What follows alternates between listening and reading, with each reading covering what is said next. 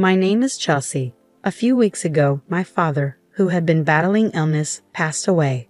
I wish he could have seen his grandchildren, and that thought weighed heavily on me. I got married 5 years ago when I was 25. At my wedding, my father and I made a promise that I would tell him first when I got pregnant, but that promise remained unfulfilled. It's my one regret about my father, even though I did everything I could for him since his illness was diagnosed a year ago. I visited my parents' home frequently and accompanied my mother to the hospital. I increased the frequency of my phone calls and video chats, but I still can't shake the feeling that I could have done more. My mother, sitting next to me, reassured me. "You did your best, Chelsea." "Really?" I asked. "Yes, your father would have been satisfied," she said. At that moment, my sister Portia walked in with the lawyer.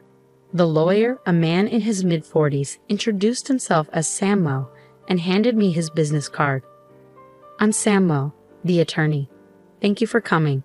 Please have a seat," he said. "Excuse me," my mother said as she guided him to a seat. Once he was settled, my sister blurted out, "I heard from this lawyer that Dad left quite an inheritance, and it's not all for you, Portia." "I know that," I said, my sister now glaring at me. I glared back. Our relationship had become strained since we learned of Dad's illness, mainly because of Portia's arrogance. Despite my attempts to reach out, she never visited our father. Of course, I may have been too harsh because I was worried about him, but her indifference was also a problem. "You're not a child, so stop being so stubborn," I said. "I'm not being stubborn," she retorted. "I live in a city. It's not easy to come out to the countryside. But you can get here in 2 hours by car," I said. "Those 2 hours are tough and costly," she shot back. "It's the money that's important to you, isn't it?" "Of course, I'm busy, so stop contacting me." With that, she stopped talking. Even though she lived far away, she could have visited occasionally. That's why our relationship soared so quickly. In the end, Portia never visited our father, and our relationship never improved. The lawyer sensed the tension and intervened. "Let's calm down, please." "I apologize," I said, and the lawyer nodded. "As I mentioned on the phone, I have your father's will here. He contacted me a few weeks before he passed away. We met at the hospital, and he wrote the will in front of me with his primary physician present," the lawyer explained. My father had arranged for his physician to contact the lawyer upon his passing. Then the lawyer reached out to us, which brings us to the present moment. He pulled out a white envelope and placed it in front of us. "This is the will," he said. I recognized my father's handwriting on the envelope. Portia seemed impatient. "Never mind that. Just tell us what's in it." "I'm busy," she snapped. "Of course," the lawyer said with a wry smile as he opened the envelope. Inside was a single sheet of paper with my father's wishes. Besides the house and land, my father's inheritance included some savings and a storage shed. We knew about the house and land, but the storage shed was a surprise. As I was pondering this, Portia angrily interrupted the lawyer. "Wait a minute. What about the farm?" "Farm?" the lawyer asked. "Yes, the farm Dad used to work on as a hobby. My father ran a business in the next town. But after turning 50, he started thinking of closing it. I want to slow down a bit. Is that okay? Back when I was in high school, I heard this idea. My sister, already in college, wasn't keen on it, but my mother and I, concerned about my father's health, agreed. Don't worry about the money, Portia, my father reassured her. Reluctantly, she agreed. And so my father closed his company and started farming near our home. He found joy in moving his body while farming and seeing him happy. I felt reassured that we had made the right decision. My sister, however, didn't seem to share the sentiment. She had promised to return home after college but ended up getting a job near her university. Eventually, she married the CEO of an IT company she met through work. That's why father took up farming until he fell ill. My sister insists that the farm should be part of the inheritance. When the lawyer reviewed the documents, he quickly found a note stating that the farm was rented land. Rented? My sister said, disappointed. But I thought we owned a large piece of land. Indeed, the farm where my father grew vegetables was spacious, but maybe it was for the best that it was rented, considering we knew little about farming. The conversation then turned to dividing the inheritance. The house and land go to the wife, the lawyer declared. So we can divide the rest however we want. Please divide the savings and storage shed between you two, he continued. Savings mean cash, right? I'll take the cash. How much is it? My sister asked. The savings amount to about $100,000. There's no need to pay inheritance tax for this amount, the lawyer replied. Then I'll take the $100,000 in cash, my sister declared triumphantly. But I couldn't agree with such a selfish arrangement. I strongly protested against my sister. Wait a minute, I object. Why? I'm the oldest daughter, I argued. That's irrelevant. You can have the storage shed, my sister retorted, flipping through the documents. What even is that anyway? She asked the lawyer. It's the storage shed next to the farm. You'll inherit the building, the land, and its contents, the lawyer explained. My sister's eyes lit up at the mention of land. Even though she's married to the CEO of an IT company, does she still want more money? I wondered. As I pondered, the lawyer continued, but it's about 65 square feet, roughly the size of a small bedroom. A small bedroom? Yes, here are the photos, the lawyer said, placing them on the table. The exterior looked like a rundown shack, and the interior contained only basic tools, nothing of significant value. I don't want it, my sister grimaced, glancing at the photos. The shed looked ordinary, almost unremarkable. These items are sentimental, but they won't bring in any money. As I considered the situation, my sister spoke up. Fine, I'll take the cash. You can have the dirty shed. Hold on, that's not fair, I protested. You agreed to the vegetable farming. What are you complaining about now? Her response left me with little to argue. Still, I couldn't let her take all of Dad's inheritance without standing up for myself. So we're good then? My sister pressed, waiting for my answer. My mother interrupted. As long as Portia won't complain later, I have no objections. Portia quickly agreed. Of course I won't complain. So it was decided. Portia would get the cash, and I would receive the shed. My sister grinned triumphantly, but I wasn't content. I'm not satisfied. I objected immediately. Just let it go. Why are you so greedy? Portia shot back. That's not it, I argued. You're being a hassle. You care more about money than about Dad's memory. Portia's words left me speechless. Of course, family is more important than money. While money matters, it should never be more valuable than family. But before I could respond, my sister abruptly ended the conversation. In the end, my mother received the house and land, while Portia got Dad's savings. All I was left with was the shed. My sister signed a document agreeing not to dispute the inheritance division and then laughed loudly. Frustrated, I vented to my mother. Mom, why didn't you help me? I did help you, she replied. How? You let Portia take the cash. I made sure you got the shed, she said with a smile. I pouted in response, but my mother added, you might find something surprisingly good if you look closely. The next day, I collected the key from the lawyer and headed to the shed near the field. It was a 10-minute walk from home along a quiet rural road. Finally, I reached the field my father had rented for the past year. Now that he had been hospitalized, the field stood empty. I unlocked the shed and pushed the door open. Wow, it's dusty, I muttered as a cloud of dust greeted me. The shed clearly hadn't been cleaned in a while. Still, there might be something of sentimental value left by Dad, I thought, glancing around. But the interior was just a dirty shed, filled with farming tools and not much else. While the tools might have sentimental value, they were nothing extraordinary. Maybe I should just take what's inside for now. I mumbled as I continued to survey the room. That's when I noticed something strange. Huh, I muttered. The inside of the shed seemed smaller than it looked from the outside. Perhaps it was the dim lighting, but the space felt a bit more confined than I had anticipated. Could it be my imagination? I stepped outside to take a closer look around the shed, but the feeling that something was off remained. After thinking it over, I walked around to the back of the shed, where it was bordered by a thicket of trees. To my astonishment, there was another door at the back. Wait, another entrance? I gasped. From inside the shed, there had only been a solid wall, indicating the only entrance was the door I used earlier. Yet, from the back, there was another door. I was puzzled. How could there be a door at the back that wasn't visible from inside? This suggested there was a separate space accessible only from the outside. Excitement surged through me as I realized this could be one of Dad's surprises. He loved surprises and often surprised me on my birthdays. The memories brought tears to my eyes. Determined to uncover Dad's hidden surprise, I hurried back into the shed and began searching for the key to the back door. If Dad had left something special, he would have likely hidden the key somewhere in the shed. I let my instincts guide me as I began the search. I rummaged through the shed and eventually found 2 keys hidden in the handle of a shovel. Curious, I went around to the back and tried one of the keys in the door. With a click, the door opened. What could be in here? I wondered.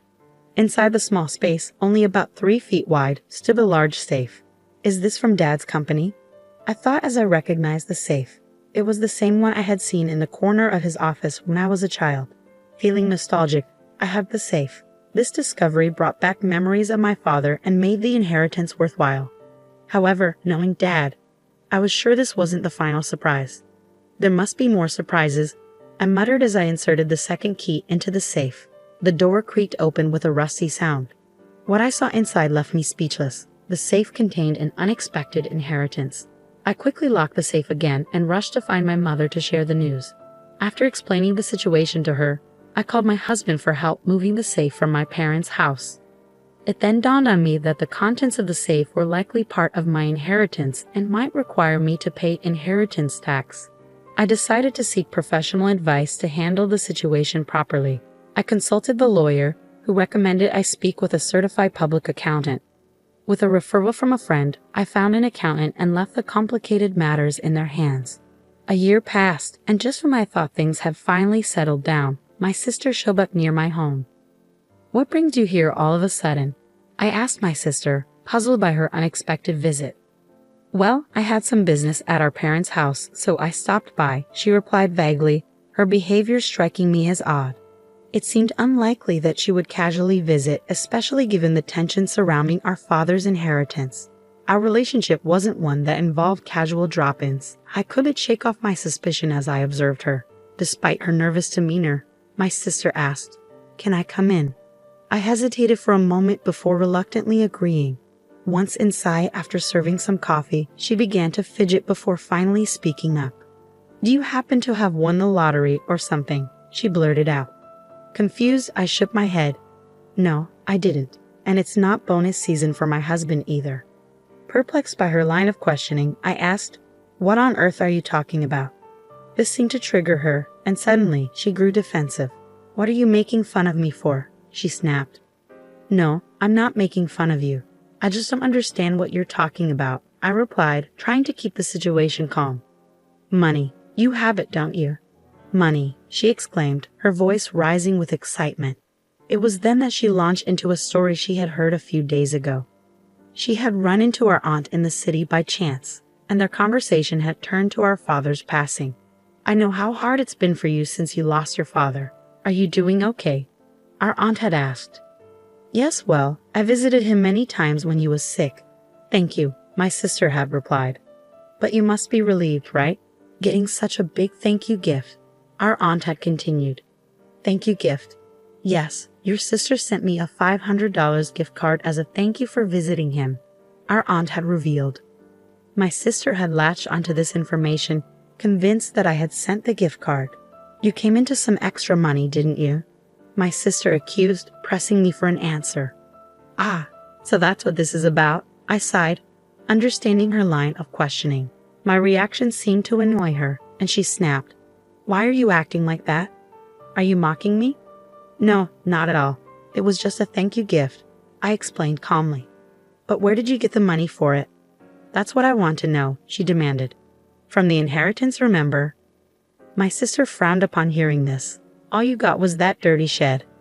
"Yes, that's true, but there was a safe inside the shed. That's where the real inheritance was," I clarified. "Real inheritance?" she repeated, her interest piqued. I went on to explain the contents of the safe. Inside were valuable watches my father had collected as a hobby during his life.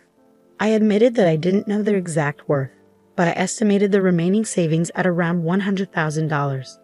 Given my father had been a successful business owner who retired early, this amount seemed modest. It led me to believe he had invested heavily in those watches. "If they're valuable, you'll have to pay inheritance tax," my mother had pointed out after seeing the contents of the safe. "What should I do, Mom?" I had asked. She paused to consider and advised, It's best to declare everything properly. Things like this always come out in the end. But how do I go about it? I asked.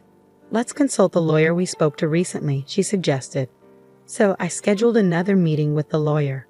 I was informed that when you inherit valuable items, the inheritance tax is determined by their current market value. Additionally, I was advised that a certified public accountant could manage the tax situation for me, so I entrusted them with the task. After consulting with the accountant, it was determined that the watches alone were valued at a minimum of $500,000. With such high-value watches, you'll need to pay inheritance tax, the accountant advised. To cover the inheritance tax, I decided to sell some of the watches. Since I lacked expertise in valuing them, it made sense to sell the more expensive pieces to someone who could appreciate their worth. The proceeds from the sale were used to pay the inheritance tax, and I sent thank you gifts to the relatives who had supported us. Those thank you gifts were the gift cards my sister was referring to. Meanwhile, I kept sentimental items like the pocket watch my father often wore. As I shared the story with my sister, I showed her the pocket watch. This one isn't expensive, but it holds the most memories for me, I explained. Despite this, my sister's reaction was less than enthusiastic. You don't have any watches left? She asked. No, I still have some in the safe, I reassured her. It's at Mom's place. The safe is too large for my house and was the one Dad used at his company. My sister murmured, looking away and deep in thought. Her expression made me uneasy, but she soon stood up and announced, I'm leaving now that I know where the money came from. She left without further incident. Given my sister's focus on money, I expected she might demand a share of the proceeds from the watch sales. So I was relieved she left without any fuss. In my relief, I overlooked the earlier unease I felt about her demeanor. However, my relief was short-lived. Late that night, my mother called me urgently. Chelsea, it's urgent. Please come over right away. What happened, Mom? I asked, alarmed by her frantic tone. It's just really bad, she replied, her voice shaky. My husband and I rushed to my mother's house. As we approached, we noticed something alarming. The area around my parents' house was lit up in red. What's going on? I exclaimed. As we got closer, the reason became clear. Several police cars were parked outside my parents' house. I pushed through the crowd and called out to my mother. What happened, Mom? My mother told me the story. Around 9 p.m., feeling exhausted, she had already gone to bed. Shortly after, she heard unusual noises, like someone searching for something, coming from the house. Her first thought was that it was a burglar. Feeling alone and vulnerable, she decided to escape through the window. As she looked back, she saw the beam of a flashlight moving inside the house, confirming her suspicion. She ran to the neighbor's house and cried out for help, saying, There's a burglar. The neighbor immediately came outside and saw the flashlight inside my mother's house. They called the police, assuming it was a break-in. However, it turned out not to be a burglar at all. It was my sister, who had sneaked into the house to search through the safe after hearing my story. Neither my mother nor the neighbor could have known that the intruder was my sister. When the police arrived, my sister was caught off guard and attempted to flee the scene. In her panic, she tried to make a quick escape but bumped into the open door of the safe, causing the already unstable safe to topple over and trap her. So, Portia got trapped under the safe? I asked, still trying to process the events. Yes, that's what happened, my mother confirmed. She was taken to the hospital by ambulance, but she keeps saying her leg hurts. I was truly dumbfounded. What on earth was my sister thinking? After the incident, my mother and I apologized to the police officers who responded to the call, feeling bad for summoning them so late. I also called my sister's husband to inform him about what had happened. Wait, so Portia broke into her own family home and got injured? I asked. Yes, that's correct, my mother confirmed. When I spoke to my sister's husband, he expressed his frustration. He mentioned that Portia had accumulated a significant amount of debt, primarily from overspending on luxury goods. He had recently discovered this and had gotten into a heated argument with her. In the end, my sister left their house, saying she would borrow money from Mom and pay it back. It turns out my sister had already used the $100,000 she inherited to pay off her debts. Still short of funds, she decided to come to me in search of more money. Learning about the contents of the safe drove her actions, ultimately leading to this mess.